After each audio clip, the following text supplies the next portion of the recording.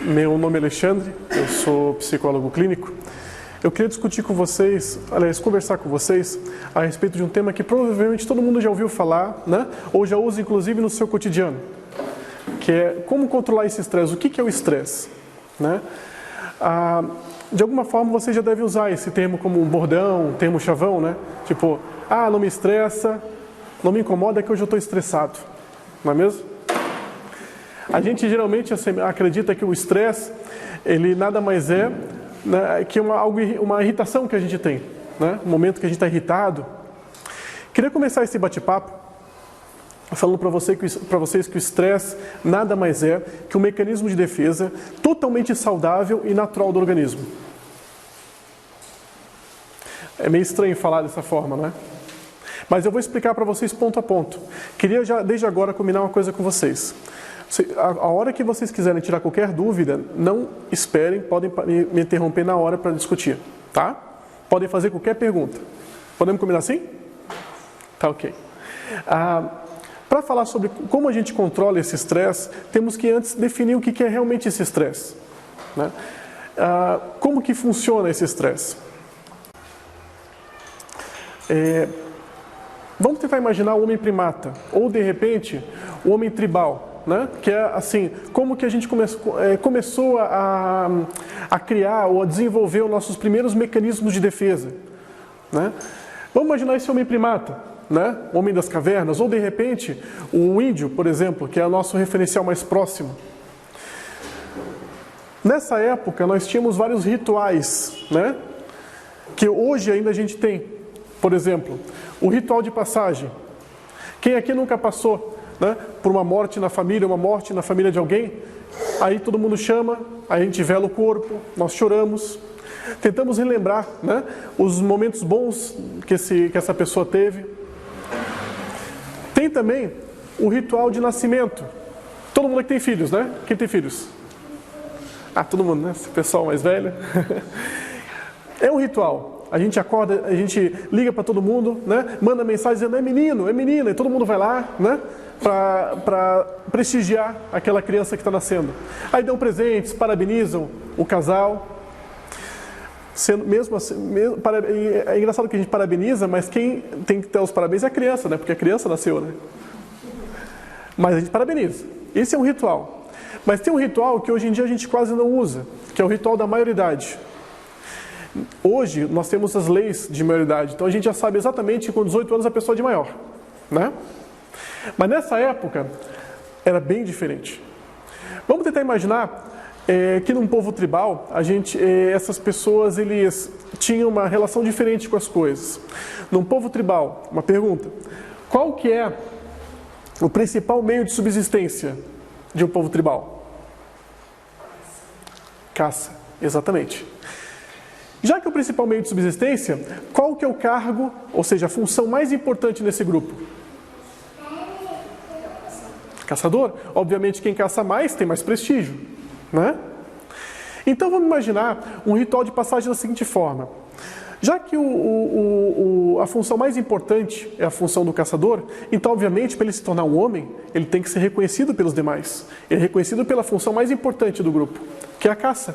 Ele tem que se tornar um caçador. E aí ele começa a ficar forte lá pelos 13, 14 anos, e aí começam os rituais. Aí fazem uma fogueira, né? Chamam todo mundo, e aí os mais antigos começam a contar histórias de terror, porque naquela época muitas pessoas iam, algumas não voltavam. E aí era um momento tenso. Mas veja bem, nesse momento é tenso, mas é empolgante, porque nesse momento eles vão deixar de ser crianças, vão começar a se tornar adultos. Então, eles estão tensos, estão com aquele medinho, mas eles estão super empolgados para passar por essa fase. E aí, eles fazem todo aquele ritual que empolga, mas ao mesmo tempo dá medo. Isso é estresse. E aí, dia seguinte, aquela noite mal dormida, porque eles ficam empolgados para poder passar logo o dia, para ir de manhã logo com os mais velhos. E aí, fazem todo aquele ritual, pintam seus corpos, dão para eles um arco e flecha, uma lança, ou, né, sei lá o que eles utilizavam naquela época, e aí vão caçar. Vamos tentar imaginar o seguinte, né? Quando a gente está estressado, como é que a gente fica? Nosso coração fica, bate rápido, a gente fica assustado, Já perceberam que quando a gente está nessa fase do estresse, sempre tem aquele amiguinho bobo, né? Aquele amiguinho que cutuca a gente, então, o pessoal dá aquele susto, né? Uau! O que é isso? Nosso corpo está corpo-consciência naquilo, ou seja, todos os nossos sentidos estão voltados para aquele fim. Já perceberam, principalmente as mulheres, depois eu vou explicar o porquê, que quando a gente está nervoso, nossas mãos ficam frias, suadas, nós trememos, nós sentimos suor, calafrio. Nesse momento desse caçador, eles podem morrer a qualquer momento. Então, eles precisam ficar atentos para qualquer tipo de movimentação, porque um galho quebrando pode ser um animal que pode estar em vias de atacá-lo. Então imagina, esse animal atacando, ele vai atacar onde? Braços, extremidades. Mãos frias, isso quer dizer que tem menos circulação nas extremidades. A probabilidade dessa pessoa sobreviver é muito maior, porque ela vai perder menos sangue. O coração vai ficar mais acelerado, o corpo vai ficar mais forte. Então, se nesse momento ele precisar atacar ou fugir, ele vai ter muito mais força do que ele teria normalmente. E aí, nesse momento, eles vão lá, caçam e eles vão embora, voltam para casa. Aí eles vão descansar, né, durante uma temporada, 1 mês, 2, para poder regular de novo o seu corpo. Porque nesse momento, ele desestabilizou todo o corpo dele, para ficar cada vez mais ágil. E aí, volta para casa para regular todo esse monte de elementos ansiogênicos, ou seja, esses elementos químicos que foram injetados por eles mesmos, para eles ficarem mais agitados. Aí foram descansar. Bom, e hoje como é que funciona? Nós deixamos de ser criados em cavernas para sermos criados em cavernas de pedras, construídos por nós mesmos. Nós deixamos de controlar nosso tempo, não é? Vocês estão trabalhando, vocês podem chegar, meu chefe, hoje eu estou meio estressado, né? Hoje eu vou ficar em casa para regular um pouquinho minha homeostase, né? Não dá. A gente não controla nem nossos esfíncteres, ou seja, nós estamos com aquela vontade de fazer um xixi, mas estamos num momento importante, uma reunião, ou em casa, por exemplo, estamos atrasados, que tem que arrumar a casa, tem que fazer uma coisa, não, eu vou aguentar mais 5 minutos. Naquela época não precisava, eles podiam parar ali mesmo e fazer. Não controlamos mais nosso tempo, nós não controlamos mais nem as nossas funções, porque hoje existem tantas funções que para você ser bom numa função você tem que se preparar muito, tem que ficar muito tempo naquela função. O caçador, ele podia, quer saber? Hoje eu não vou mais caçar bezerro, não, hoje eu vou caçar, sei lá, mamute. Então, existe uma diferença muito clara. Nós nos tornamos hoje pessoas artificializadas. Como assim? Nós perdemos esse contato direto com a natureza. Como nós nos tornamos pessoas artificializadas, nós também manipulamos essa natureza ao nosso redor. Manipulamos construindo prédios, construindo casas. Se eu jogar qualquer um de vocês no meio do mato, a não ser que vocês tenham sobrevivência na mata, vocês não vão sobreviver. Vocês compram frango no supermercado. Esses dias eu vi um vídeo, né, deles mostrando como é que se prepara, né? E aí o pessoal olhando como se prepara, saindo tudo enojado, né? Com nojo, né? Mas a gente compra pronto, porque alguém faz isso. Então, o homem atual, ele tem algumas peculiaridades muito diferentes desse homem anterior. Mas eu não estou falando que é um mecanismo de defesa, não vem de dentro da gente, mas nós manipulamos esse corpo. Então, o estresse é resultado de uma interação entre a pessoa e o mundo que ela vive. Então, não é só nosso, não é só dentro, tem a ver com as coisas ao nosso redor. O estresse também é uma reação que possui componentes físicos, psicológicos, mentais e hormonais. Físicos. Quem tem pressão alta aqui? Opa, pessoal da pressão alta. Isto, não sou eu que estou falando, a ciência diz que pessoas com pressão alta têm mais dificuldade de controlar o seu humor. Vocês já perceberam que tem horas que vocês ficam irritados e não sabem por quê? Isso é o corpo dizendo algo pra gente. Existe uma relação muito íntima também das angústias, amarguras, raivas com o nosso estômago.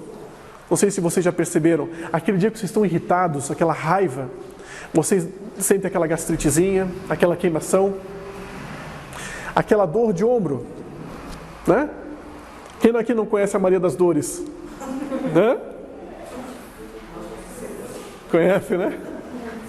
Aspectos psicológicos, nós aprendemos a lidar com isso. Nós somos aquilo que nós construímos ao longo da vida. Quem aqui assistiu aquele filme, o Titanic, aquele filme bonito? Hã? Então, lembra daquele filme, daquele momento trágico, né? Mas interessante nessa perspectiva, onde o navio vai naufragar. O fenômeno é o mesmo, o navio vai naufragar. Mas cada um faz uma coisa diferente. Tem um lá que toca a última música, o outro se desespera e se joga. Tem aquele que tenta sobreviver de qualquer jeito. Nós aprendemos a lidar com as coisas. Cada um aprendeu de uma forma diferente. Então, se nós aprendemos, nós podemos reaprender ou desaprender. Olha que bacana que é isso. Aspectos mentais e hormonais. Pessoas que têm pressão alta ou pessoas que têm algum problema de vascularização pode ter dificuldade também nessa labilidade de humor. Hormonais, né? Minha esposa está aqui, não me deixa mentir, né? Aquela fase da mulher de TPM, é isso que chamam, né? De 20 dias, não é? Não tem uns 20 dias assim de TPM? Tô brincando, gente. Na realidade, nessa fase, o nosso humor, ele atua. Aliás, nosso hormônio atua no nosso humor, né? Eu chego em casa e já percebo assim que minha esposa está nervosa, assim, está brava, né? E eu sei que é a TPM, aquela fase do mês. Eu chego em casa e ela está lavando a louça. Sempre tem louça nesse dia, né? Aí ela está chorando e lavando louça. Aí o que a gente faz? A gente sai, né? A gente não tem contato visual, né? A gente dá uma distância de segurança. Eu tô brincando, gente. Não é só a mulher que tem isso. O homem também tem. A mulher é sazonal. A mulher ela é cíclica. Todo mês ela tem. Isso é super saudável. O homem ele é sazonal. As diferenças elas fluem em cima do mês, da temperatura e das datas das estações do ano. Então, o homem tem aquele momento que as mulheres odeiam, né? É aquele momento que ele está sozinho, aí ele fala, me deixa quieto. E nem ele sabe por quê. Aí a mulher fala para ele, né? Mas fala para mim o que está acontecendo, deixa eu te ajudar. Mas ele não sabe o que quer. Ele só está se sentindo meio ruim. Isso é hormonal. Então, todo mundo tem essa influência. Então, vocês já viram que o estresse é bem mais do que uma relação de irritação, né? Ela é bem mais abrangente. Então, dentro desse estresse, existem duas fontes. Uma que a gente não tem como trabalhar, tá? Que são as fontes estressoras. Se vocês estão sofrendo por algo real, não tem como dizer para vocês, olha, né, não sofra. Ir no enterro e falar para um amigo de vocês, olha, né, o pai do defuntinho, o filho do defuntinho, e falar, olha, relaxa. Né? Se acalme, não tem como. Ele vai passar por esse processo, e vai ter que passar, vai ter que sofrer e passar por esse momento. Mas percebam, fontes internas, tá? Tem algumas pessoas que ficam semanas, tem pessoas que ficam meses, tem pessoas que passam a vida inteira sofrendo por aquele mesmo defuntinho. Isso é aprendizado. Isso é o que eu vou falar para vocês, é o compromisso moral do sofrimento. É como se a gente precisasse sofrer para lembrar daquela pessoa ou para lembrar daquela situação. Então, nesses aspectos internos, existem alguns comportamentos que eu acho importante a gente discutir hoje. O primeiro é o pensamento rígido. Isso acontece em todas as fases. Só que quanto mais a gente vai envelhecendo, mais a gente às vezes tem que atentar para esses detalhes. O que acontece? Quando a gente vai passando, as coisas vão mudando. Elas mudam anualmente, elas mudam diuturnamente. E às vezes a gente não está muito preparado para essas mudanças, né? As jovens senhoras me corrijam se eu estiver errado, mas às vezes não dá aquela sensação, ou senhores, aquela sensação de, no meu tempo era tão diferente, né? Não é? Ah, no meu tempo era melhor em alguns aspectos, ou melhor em tudo.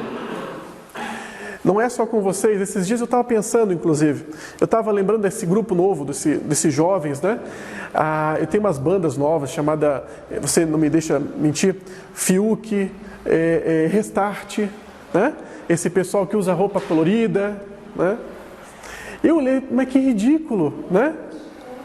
Super ridículo. Aí eu parei para pensar, anos 80, que é mais ou menos a minha época, né? As mulheres usavam ombreiro, né?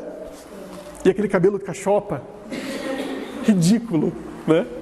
Me lembra aquele desenho do He-Man, lembra? O que é isso? Cada tempo tem suas tendências, cada tempo tem suas realidades e suas novidades. Se a gente não está preparado, não se prepara para o novo, a gente sofre. E é um sofrimento que a gente leva para o resto da nossa vida. Valores antigos que não se adequam à realidade atual. Na clínica eu vejo muito isso. Uma vez chegou uma paciente para mim e disse para mim, né? Ai, eu estou há 20 anos sofrendo. Meu marido não me trata bem, não me respeita. Meus filhos não me respeitam, meu trabalho é uma M, é horrível. Aí, o que eu perguntei? Uma pergunta que qualquer um faria, né? Por que você se sujeita a isso? Né? Se você está só sofrendo, aí vem esses valores, né? Porque ninguém, eu digo para vocês com categoria, ninguém sofre à toa. Ninguém sofre por sofrer. As pessoas precisam acreditar, no mínimo, que esse sofrimento é importante para elas. E aí são esses valores que a gente vai agregando. Ah, esse sofrimento faz parte da vida, né? No aspecto psicológico, isso não é muito cabível. Nós precisamos sofrer para ser felizes. Não precisamos. Muitas vezes a gente sofre porque é como se estivesse recapitulando algo que a gente está errando, um erro. Mas nós não precisamos sofrer, na perspectiva da psicologia. E aí a gente vai levando esse valor com a gente. E a gente vai sofrendo, e vai sofrendo. Na década de 70, 60, era muito usado acho que alguns de vocês pegaram, no MEC, inclusive, distribuía um livro chamado Poliana e Poliana Moça. Né? Em síntese, eram textos que meio que ensinavam a mulher, né? Eu não concordo com isso, acho horrível, tá? Mas ensinava a mulher como se deve ser mulher, como se deve crescer. Ela falava que para a mulher ser feliz, ela tinha que sofrer muito, ela tinha que batalhar muito para conseguir o que queria. Então, isso é um aprendizado que vem com a gente. E aí a gente vai criando esses valores. Repetição das mesmas situações vividas do passado. Né? Eu digo que a Pior, ela diz que é lêndia. E assim a gente vai brigando. A gente não consegue entrar no senso comum. Nós não conseguimos ter uma discussão saudável. Não sei se vocês já conhecem, né? Um tio de um amigo de vocês, um amigo de um tio de vocês, que ele é aquele cara que não consegue conversar com vocês. Eles conversam com ele mesmo. Eles falam e eles respondem. Aquelas pessoas, por exemplo, que elas botam uma coisa na cabeça e não tem quem tire. Por um lado, isso é um pouco importante, é bom a gente ter um pouco de personalidade. Por outro, quando nós temos isso demais, a gente não revivencia o novo, a gente não aprende mais. Porque aprender requer desestabilizar nossas certezas. Competição constante. Aquele chatinho do futebol, é aquele que vocês convidam para um carteado, e a gente sabe que jogar carta, né, uma boa parte é sorte. Mas ele briga com você porque você não tirou a carta certa. Querem criar filhos assim? Adoro ensinar as pessoas a terem filhos com problemas.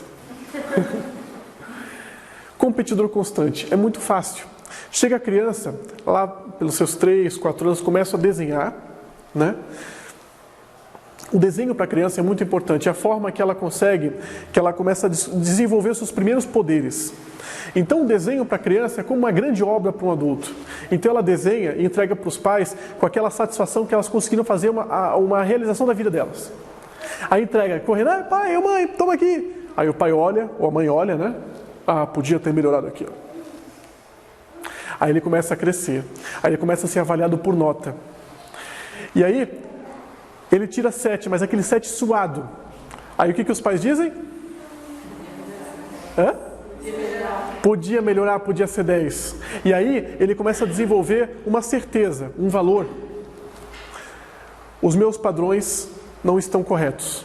E ele começa a desenvolver um padrão que é sobre-humano, um padrão que está acima dele. Aí vai acontecer o que acontece muito na clínica. Chegou um senhor lá chorando para mim, e aí, eu me perguntei o que aconteceu, fiquei até meio apavorado, porque ele veio chorando, soluçando, imagina um marmanjo desse tamanho aqui, soluçando para mim. Aí eu perguntei, o que houve? E para ele era uma coisa muito importante, ele falou, passei na faculdade. Eu não sei o que eu faço.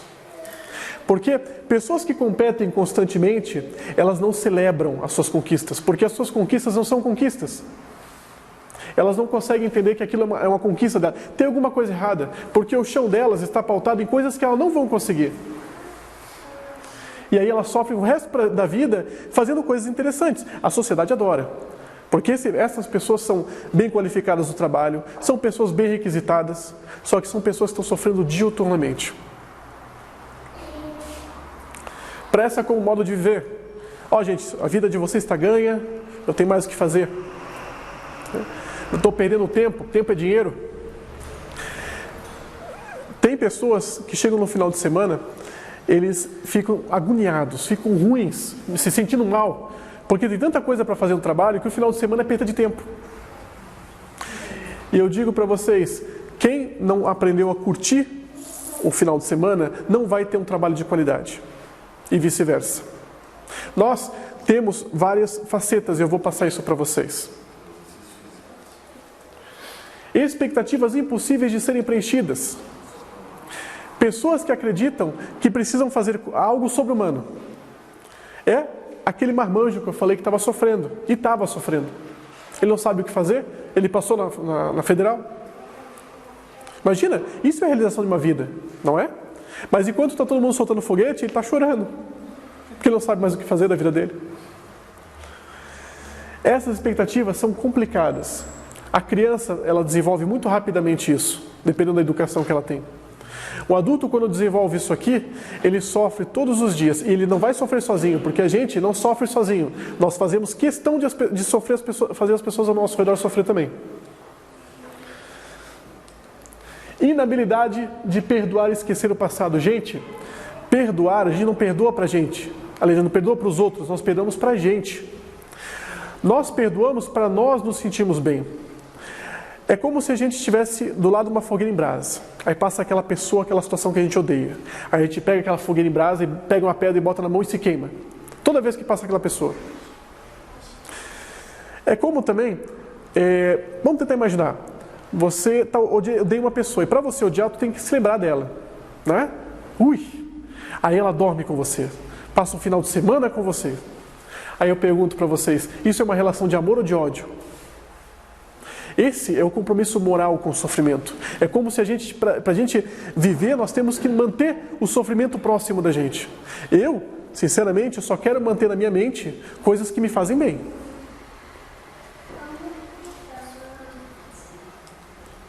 Negativismo, pessimismo e mau humor. Ser negativo é uma constante hoje. As pessoas confundem muito humildade com negatividade, com baixa autoestima. Tem um comportamento que é muito normal, todo mundo usa, que é aquela coisa. Chega agora no almoço, aí eu pergunto, quer almoçar? Aí a pessoa não quer porque que vai incomodar. Gente, quem disse que a pessoa vai incomodar? Se a pessoa está convidando, é porque ela de alguma forma é benquista. E a pessoa que convida, por que ela convida por educação? São incoerências que a gente cria na sociedade que só gera esse tipo de sofrimento. A pessimismo é aquele teu amigo que você fala várias ideias interessantes, várias coisas mirabolantes e ele fala, não vai dar certo. Quem não tem um amigo assim? Essas pessoas sofrem e fazem as pessoas ao seu redor sofrer também. Saber dizer não é a coisa mais importante que tem. É nós aprendermos a respeitar os nossos limites. Às vezes a gente não sabe dizer não, estamos trabalhando, aí chegou, me cobre hoje. Pô, cara, é a terceira vez que eu te cobro, que eu te cubro. Aí ele, não, me cobre, por favor, me cobre, tá bom, eu te cubro. Aí, aquele dia que você combinou, sei lá, sair com os seus filhos, você não vai mais sair, porque você não conseguiu dizer não para aquela pessoa. Teu companheiro, tua companheira quer fazer alguma coisa, mas aquele dia realmente você não consegue fazer. Aí tu vai lá e faz. Aí aquele dia que você fez aquilo vai ser muito cansativo e muito irritante, porque você não vai estar na situação, na vibe, né? Você não vai estar naquele mesmo comportamento que ela. E aí você vai fazer a pessoa sofrer. Aumento de níveis de ansiedade. Querem descobrir quem é o ansioso daqui? Olhem o pezinho dele. São os malucos da Havaiana. Já ouviu falar nisso, não? Pega uma pessoa sem sapato, ansiosa, e bota uma Havaiana no pé dela. As pessoas ansiosas, elas não conseguem estabelecer foco, direcionar um foco. Porque o foco para elas, se manter parado, estabelecendo esse foco, é muito sofrido. Então, técnicas de relaxamento ajudam a gente a aliviar a tensão e estabelecer um foco mais direcionado. Tá? Comportamento melancólico e depressão. Gente, a gente cultua isso, a gente acha que nós temos que pensar sempre da forma negativa. Um depressivo, está lá um amigo de vocês depressivo, vocês decidem, não, hoje eu vou fazer uma caridade. Hoje eu vou levar ele para a praia. Vocês moram em Florianópolis, vocês sabem que não importa onde vocês vão pegar um congestionamentozinho. Aí vocês levam ele para a praia e passam aquele dia de rei, aquele dia fantástico. E ele passou aquele dia fantástico com vocês, foi uma coisa alegre e tal, e voltaram para casa. Aí o outro dia vocês perguntam, como é que foi o dia? Adivinha o que ele vai dizer? Amigo, peguei um congestionamento que acabou com o meu dia. Vejam, a gente tem algo dentro da gente e buscamos coisas ao nosso redor para confirmar um sofrimento que nós queremos manter. Insegurança, raiva e egoísmo. Não preciso dizer nada, né? Pessoas inseguras não ousam. Pessoas que não ousam não crescem. Profissionalmente não crescem como pessoa. Pessoas com raiva, que cultuam a raiva, têm uma estimativa de vida muito menor.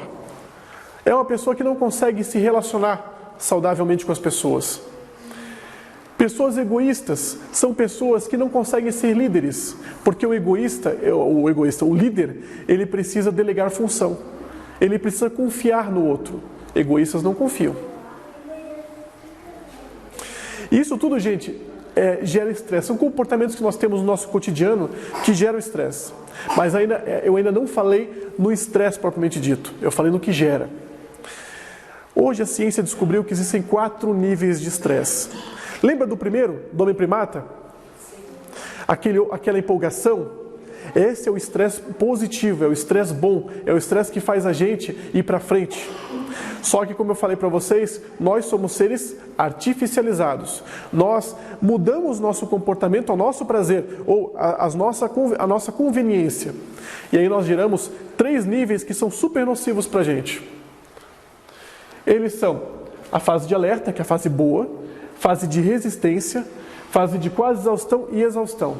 São classificados por quadro sintomático de gravidade. Então, provavelmente, vocês vão conseguir perceber em vocês ou em amigos de vocês, colegas de vocês, o nível de estresse. Eles são bem estereotipados, são bem fáceis de observar. E possuem características próprias. A primeira, gente, é a fase de alerta. Essa fase é a fase mais empolgante.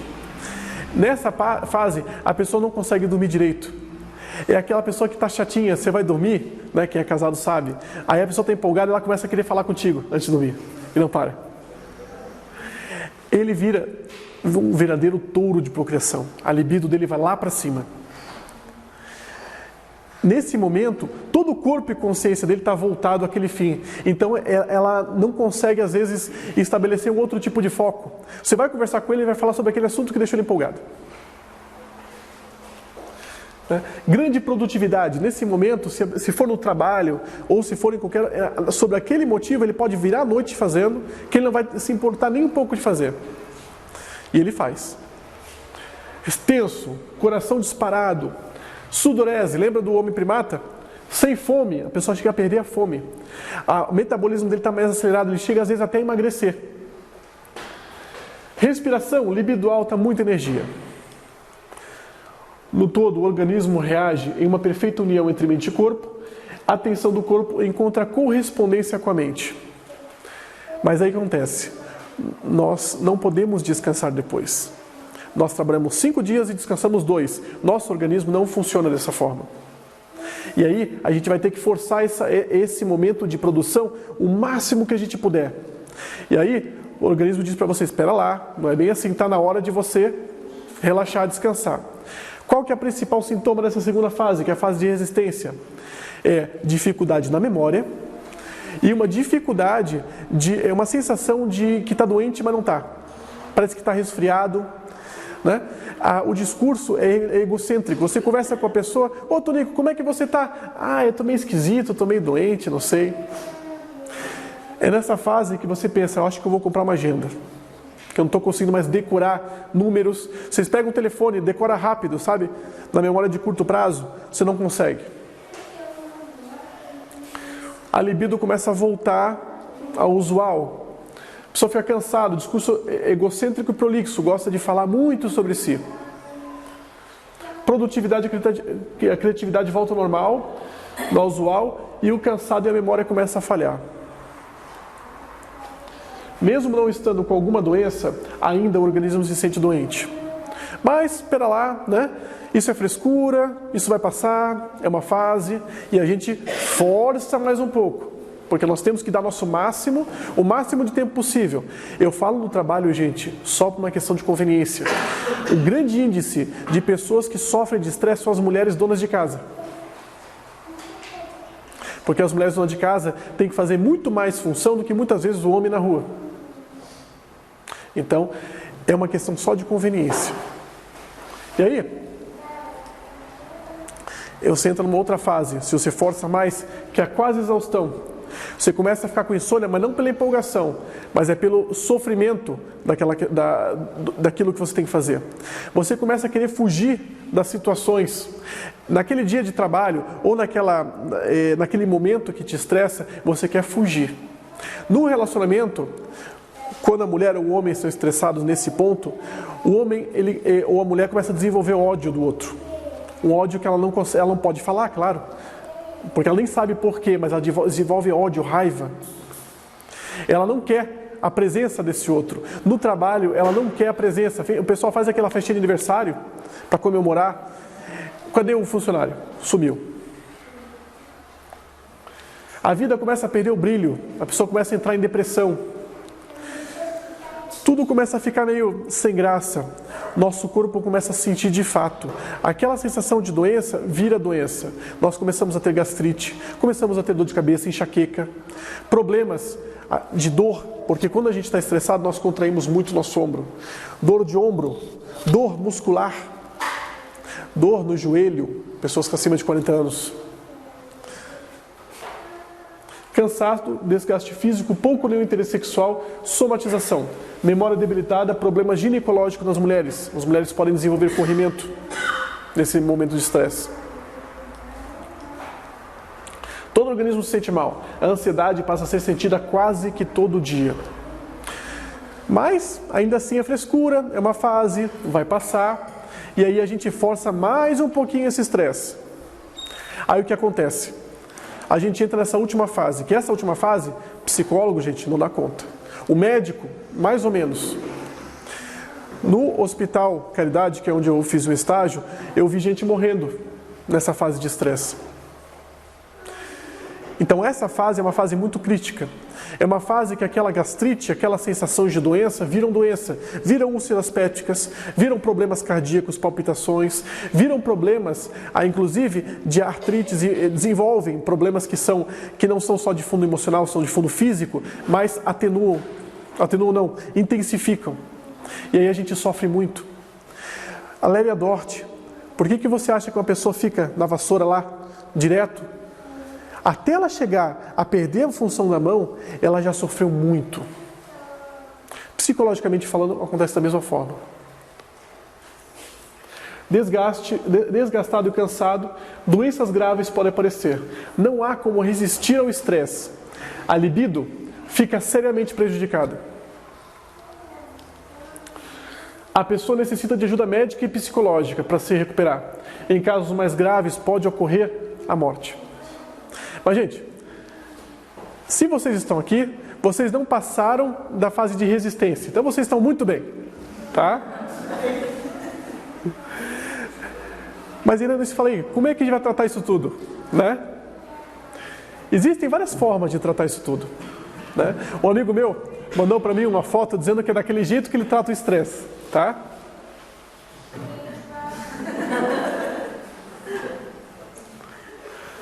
Estresse. Cada um alivia como pode. Gente, brincadeira à parte. Qual que é a grande sacada dessa foto? De criança. Vamos imaginar, qual que é o nome do senhor? Posso usar seu nome para falar mal? Uma brincadeirinha, tá? Tá lá, desculpa, Ademir? Ademir. Tá lá o Ademir em casa, tá estressado, né? Tá super estressado, já tá a ponto de bala, tá para explodir. Ele fala assim, ó, quer saber? Eu vou virar o Batman. Aí ele pega aquela calça colada da mulher. Qual que é o nome daquela calça colada da mulher? Leg. Aí bota leg, bota a fantasia de Batman e vai, eu vou brincar no cavalinho de mola do meu filho. Aí vai lá, fica brincando no cavalinho. Nesse momento, o Ademir, o que ele está pensando? A pergunta. O que ele está pensando nesse momento? Não. Se achando criança. Mas o que a criança faz o que ele está pensando nesse momento? Gente, ele está vestido de Batman. O que ele está pensando? Mais ou menos. Ser superior. Salvar o mundo do crime. Né? Garanto para vocês que o senhor Ademir vai sair daqui renovado. Vou fazer isso. Gente, o ser humano, ele é multifacetado, ou seja, ele pode ser coisas diferentes em contextos diferentes. Já perceberam que vocês estão em casa, de repente vão para o trabalho está ruim, aí você, aí mudou, né? Vocês estão irritados, estão estressados com uma pessoa, está super legal, a pessoa chegou, a pessoa muda, parece que uma névoa chega. É porque nós somos diferentes em situações diferentes. Nós somos de uma forma com o nosso esposa, nosso marido, do que nós somos no trabalho. Nós somos de uma forma diferente com nossos filhos do que com, sei lá, com nossos amigos. Querem um exemplo muito prático? Vocês estão numa festa tomando uma cervejinha com os amigos. Desculpa, tomando um refrigerante com os amigos, né? Aí estão lá empolgados, tal, aquela coisa toda, conversando. De repente chegou o filho de vocês, né? Contrai. Ô, filhão, pois não? Aí o filho, não sei o quê. Não, sim, filho, pode ir lá, vai brincar. Aí volta a ficar descontraído. Que isso?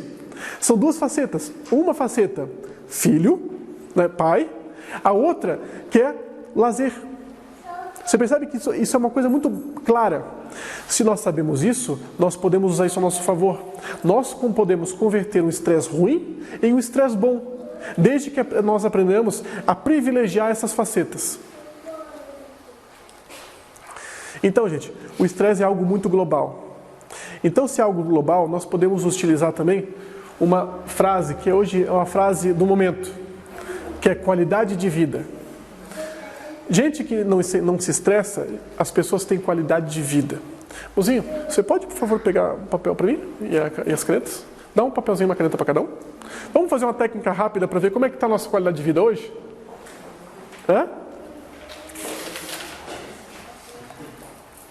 Rapidinho, tá?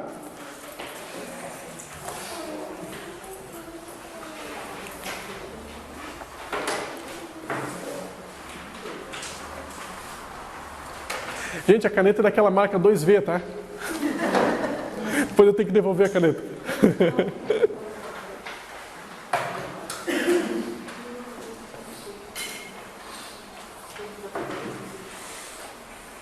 A folhinha fica com vocês.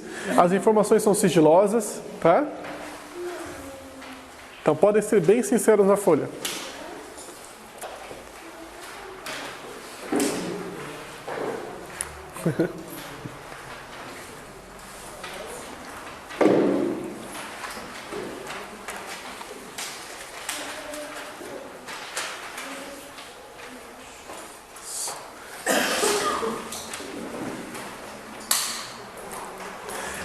Para o pessoal que já tem folha, vamos adiantando então. Vamos anotando aqui, ó, desenhe na folha exatamente como está aqui, tá? Não precisa botar todos os números, tá? Só fazer um risco horizontal, um vertical, escrever social, saúde, afetivo e profissional. Na cada pontinha dessa, botem o número 10. E no meio, botem o número 0. Não precisa botar de 1 a 10, não, para não perder tempo. Tá?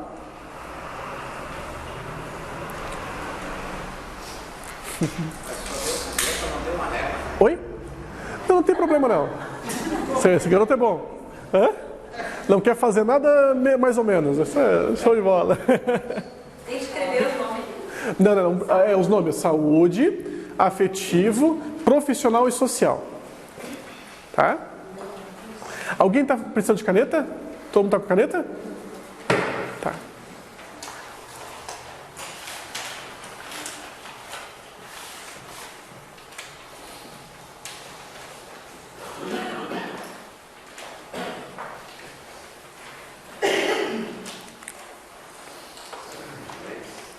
Bota na pontinha aqui 10, para não escrever tudo, né? E no meio bota um 0, deixando claro ali que, né? Entendeu?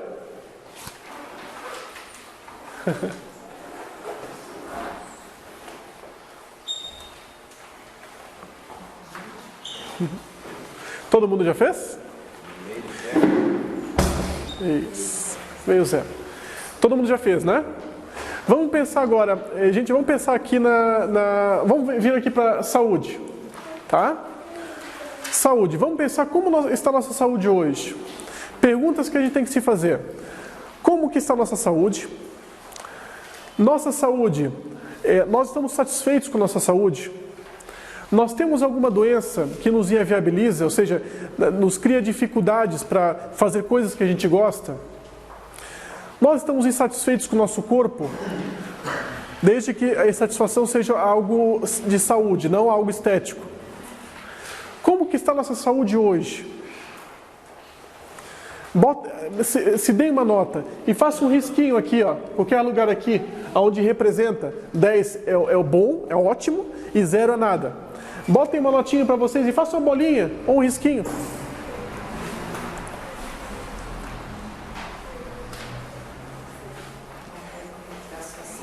Tá? Todo mundo já fez? Ó, não vale colar, viu? Então vamos lá. Fechou? Afetivo, gente. Vamos pensar agora que o pessoal pensa que a afetividade é relação sexual. Não, a afetividade é muito mais do que isso.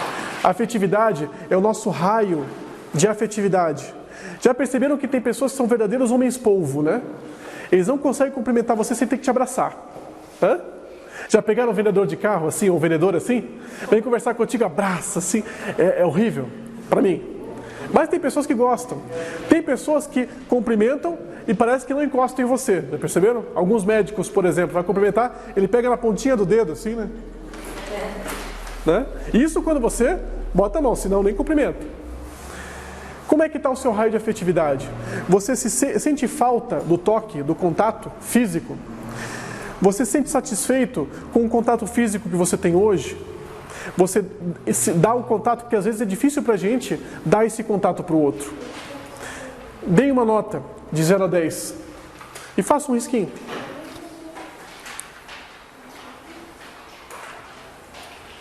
Todo mundo já fez? Profissional, gente. Alguns já não têm mais profissão, né? Provavelmente alguns são aposentados aqui já, não é? Então pensem em ocupação, né? Que a profissão e a ocupação é a mesma coisa. A profissão é o que nos define. A ocupação muitas vezes também. Por exemplo, você pergunta para o João que se aposentou como motorista. Eu não sou mais motorista, mas hoje eu sou carpinteiro, né? Faço uma coisinha lá em casa. Cuido da casa. Isso é uma ocupação. Como que nós estamos de ocupação ou de profissão? Nós estamos satisfeitos com essa profissão ou ocupação? Isso nos satisfaz? Nós nos sentimos realizados e reconhecidos nesse trabalho? Pensem e deem uma nota. De 0 a 10 aqui. Eu faço um risquinho.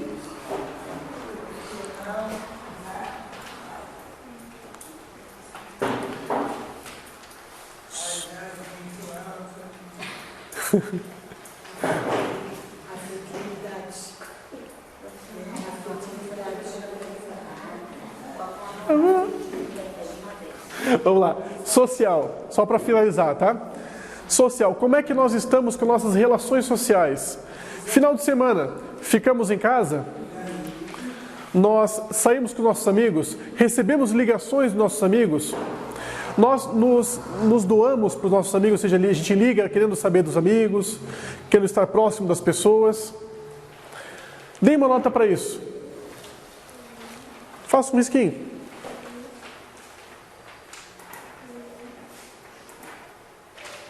Todo mundo já fez? Agora, unam os pontinhos.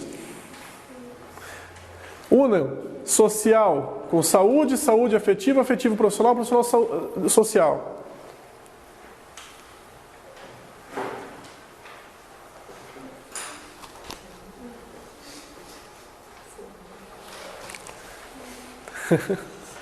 Quem conseguiu fazer uma pipa?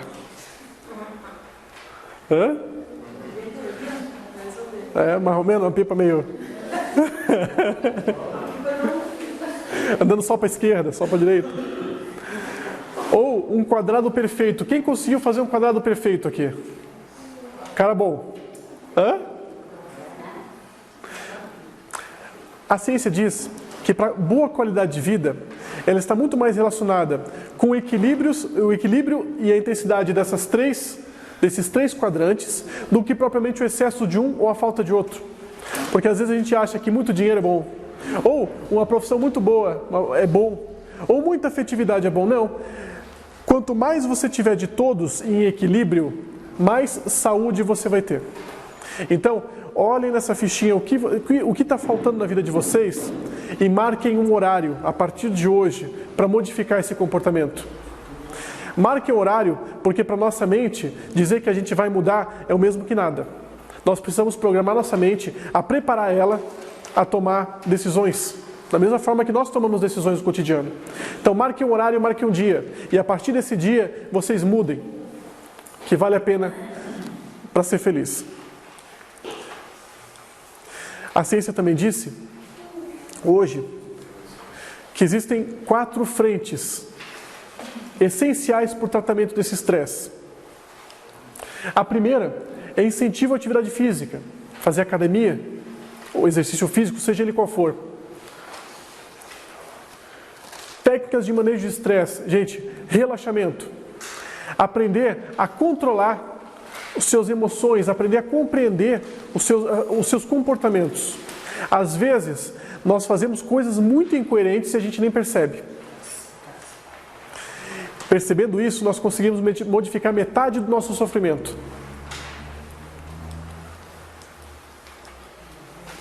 Políticas contra equilíbrio, trabalho e vida pessoal são nossas facetas.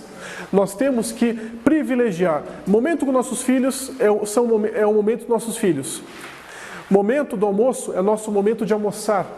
Momento do trabalho é nosso trabalho. Quem aqui às vezes no trabalho não dá o telefone para o chefe, aí o chefe liga na hora do almoço? Ou à noite? Ou você está com seus filhos e aí você tem amigos te ligando para ir para não sei aonde, e aí você não privilegia nenhum nem outro. É preservar cada faceta dessa. Quanto mais a gente preserva essas facetas, mais saúde a gente tem. Mais a gente consegue converter estresse ruim em estresse bom. E educação nutricional. Nós somos aquilo que comemos. Se nós comemos coisas saudáveis, saudáveis seremos. Dentro da atividade física, só para a gente dar uma pincelada rápida, o exercício físico ele produz endorfina. A endorfina, ela, além de servir para várias coisas, ela serve para mediação do nosso humor, ela serve para aliviar nossas dores, ela gera uma sensação de prazer e bem-estar, ela auxilia na prevenção de vários problemas crônicos, como cardíaco, problemas de osteoporose, problemas circulatórios, problemas a nível tecidual, cerebral, vascular. Então, é de uma gama de possibilidades imensas. Quem faz exercício físico não tem depressão, a não ser que a depressão seja química. Ajuda na ansiedade, porque a ansiedade, no seu pensamento mais chulo, é a agressividade reprimida. Ou seja, é o seu lado animal chamando, o nosso corpo pedindo movimentação. Então, quando a gente se movimenta, nós aliviamos nossa ansiedade. Educação nutricional, não sou a pessoa mais indicada para falar sobre alimentação, mas existem algumas alimentações que ajudam a gente a aliviar o estresse. Uma delas é o cálcio. Aquele leitinho morninho, quente, à noite, é muito bom para relaxar nossa musculatura e a gente dormir melhor. Salmão, sardinha e atum possuem o que se chama de ômega 3. Gente, o ômega 3 é super importante para o nosso organismo, mas a nossa dieta, a nossa alimentação, a alimentação brasileira, não tem o ômega 3 na alimentação. E quanto mais ômega 3 nós tivermos, mais saúde nós teremos. E ali já tem estudos que mostram que o ômega 3 ele ajuda também na prevenção de cânceres, problemas cardíacos. Então, esse ômega 3 é muito importante para a gente. Alface e acelga, como diz, uma vez eu vi no Facebook, aliás no YouTube, uma nutricionista falando, só que deu um delay, ela se perdeu um pouquinho, aí ela falou, não, você tem que comer muitos vegetais folhosos, né? O que é isso? Tudo que é vegetais verdes, alface, acelga, agrião, todos esses vegetais verdes, eles têm muita lactina. A lactina, gente, é um calmante natural. Então, se vocês estão estressados, comam bastante alface. Isso vai ajudar a aliviar um pouco a ansiedade e o estresse. Oi? Vai dar sono. Vai dar sono. Alimentos ricos em triptofano, que ele é o precursor da serotonina, então ele ajuda na nossa mediação de humor e nossa sensação de prazer e desprazer. Aí tem vários, tá? Tem laticínios, seja ele qual for, banana, arroz, batata, feijão, lentilha, castanhas, abacate, soja e derivados. Alguns carboidratos como pães, cereais integrais, biscoitos integrais, massas integrais, arroz integral e selvagem, legumes, frutas e mel. Então, se nós temos uma dieta balanceada, vocês já viram que muito das ansiedades que a gente teria, nós aliviaríamos. Não é? E por fim, gente, estratégias de controle e manejo do estresse. A gente pensa em relaxamento, a gente pensa naquele monge budista lá fazendo né? Claro, funciona para relaxamento, mas não é exatamente isso. Às vezes, nós podemos buscar esse relaxamento em coisas cotidianas nossas. Tem relaxamentos que, pena que o tempo não permite muito, mas existem relaxamentos que eu posso ensinar vocês podem fazer andando, podem fazer sentados, vocês podem fazer um trabalho em casa, lavando uma louça ou, sei lá, fazendo qualquer outra coisa. Tem relaxamento que é de fora para dentro. Você relaxa a tua musculatura, aí você obtém relaxamento psicológico. E tem de dentro para fora, que é aquele relaxamento induzido, não sei se vocês já ouviram falar, que é, imaginem uma casa, dentro dessa casa vocês imaginam várias coisas, e assim você vai imaginando e vai relaxando. Inspira fundo e solta. Tem também, né, alguns tipos de relaxamento que são através de caminhadas. Quando nós fazemos coisas diferentes, nós promovemos o que se chama de movimento de insight. Ou seja, quando vemos coisas novas, sentimos e fazemos coisas novas, nós aprendemos. E esse aprendizado gera um alívio da ansiedade nossa. Então, quanto mais a gente fazer coisas diferentes, melhor é para aliviar a nossa ansiedade. Mas há 20 anos eu ando na Beira-Mar Norte. Então está na hora de andar em qualquer outro lugar. Porque coisas simples, esse retorno à ternura, esse retorno a coisas simples, a se apegar e gostar de coisas simples no nosso cotidiano, ajuda a gente a aliviar o nosso estresse do dia a dia. Estabelecer como rotina momentos de lazer em contextos diferenciados e a importância de se compreender seus pensamentos e seus comportamentos. Daí, gente, tem psicólogos, psiquiatras, essas pessoas que ajudam realmente a gente a entender nossos pensamentos e nossos comportamentos para podermos termos reações muito mais assertivas e mais saudáveis para nós e para as pessoas ao nosso redor. Por fim, gente, a Marilda Lippe, hoje, ela é referência no Brasil e agora já no mundo sobre o contexto do estresse.